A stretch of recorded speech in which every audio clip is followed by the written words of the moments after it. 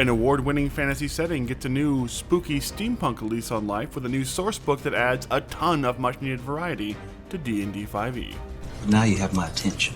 Before we dive into the return of the beloved Iron Kingdom setting, why not take a second to hit those like and subscribe buttons to help us keep videos like this one coming. It's free and it really does help the channel.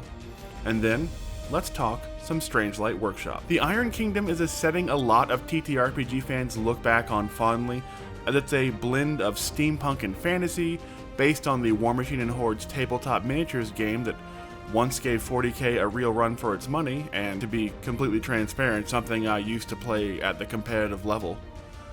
And it's a combination of magical, steam-powered mechs and spins on classic fantasy monsters like trolls, dragons, and werewolves. And in fact, it's such a unique and well-crafted setting that it's won the ENnie Award for Best World. And now, with Strangelight Workshop, Steamforge has brought back that iconic setting for a new 5e-compatible sourcebook release that focuses on a secretive society inside of the Iron Kingdoms, working to tackle the paranormal terrors that go bump in the night with some incredible new technology and magic. They've also added a mysterious new code you can crack to really get the feel of being a Strangelight Workshop investigator, which I have had up on the screen here for the last 30 seconds or so. So if you're interested in trying to crack the code, make a note of that symbol, and then check out the link in the description to see if you can solve it. And now, let's dive into our review. The Strangelight Workshop is a sourcebook set inside the Iron Kingdoms, but it acts as a fully standalone TTRPG, meaning you don't need the Iron Kingdoms TTRPG to play it, as it contains all the rules, new classes, spells, equipment, and everything else you'd need to create and play your campaign. The workshop itself is kind of a secretive international Ghostbusters, if you will, with members from across the Iron Kingdom's many empires joining up to tackle the paranormal and spectral threats to the world using technology and spells secretly crafted by their order over decades of investigations and paranormal exterminations. Mechanically, the game is D&D 5th edition, but with one major twist that is a callback to the original non-5e version of the Iron Kingdom game from nearly a decade ago called Essences, which are basically sort of stat-based archetypes you may add to your characters along with their classes, race, and backgrounds that also add additional ability score bonuses and new little abilities, as well as open up a series of feats you can take down the line. These essences are mighty, intellectual, agile, gifted, pious, and sensitive. And while they are totally optional, they do give you access to a ton of interesting feats within each theme, and they give your characters an additional little starting stat buff, which can be very helpful, as the monsters of Strangelight Workshop, over 70 of which are found in the accompanying Spectronomicon book, are no joke and could easily wipe an unprepared party with their ghastly abilities. The Strangelight Workshop book also includes some nice variety in 7 new classes they introduce, from the bruising melee-focused bouncer, who specializes in fists and improvised weapons and is really the fighter build for a monk, or like the pugilist from the original Pathfinder, if you remember that, all the way to the Strangelight Mechanic, whose specialty is keeping the powerful but temperamental and often wildly experimental weapons and equipment of the Strangelight Workshop from not misfiring or exploding in the investigators' faces, and even has ways of buffing their output. Basically, they're a much more focused version of the Artificer class from standard D&D.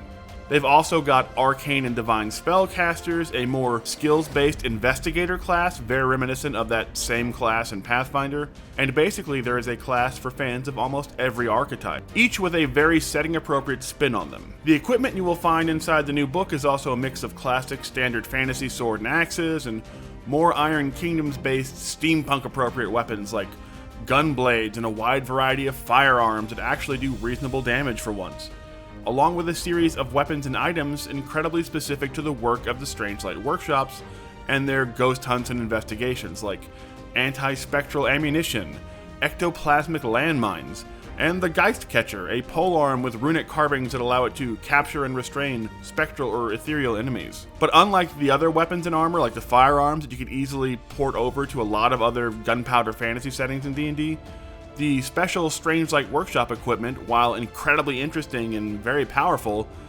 wouldn't really make sense outside of this specific setting without a ton of homebrewing, but that's a relatively minor nitpick when you talk about something so unique and well fleshed out. especially given 5e struggles with providing enough variety for weapons and armors and equipment. And that same minor nitpick is true for many of the spells you'll find in the book, which are great for hunting down ghosts and tracking down spirits, but not terribly useful outside of those arenas. The Strangelight Workshop book also includes a huge amount of well-written lore for the Iron Kingdom setting, explaining the various empires and factions and political houses that make up this incredible setting, and a dozen or so new backgrounds that reflect some of those same empires and influences.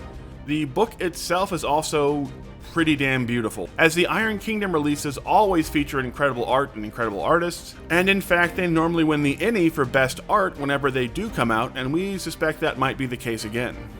Although this year they have some stiff competition from the Stormlight RPG. The only real limit to this book is its incredibly specific, spooky steampunk aesthetic and setting, which will either need you to run a Strangelight Workshop campaign or do a ton of homebrewing to build a campaign around it. It's kind of like licorice. You're either going to love it or want nothing to do with it, depending on how you feel about paranormal TTRPGs. But with that caveat, there is still a lot to love about the Strangelight Workshop. And especially if you loved Candela Obscura but weren't in love with that particular system, this is a much more relatable, familiar 5e based version of something right along those lines, which you'll probably really enjoy. And if you're looking for a big change of pace for your TTRPG group, it's certainly worth picking up a copy and taking the spooky corners of the Iron Kingdom for a spin. So what do you think? Are you interested in checking out some spooky steampunk for your next D&D campaign? Let us know down in the comments, and don't forget to hit those like and subscribe buttons.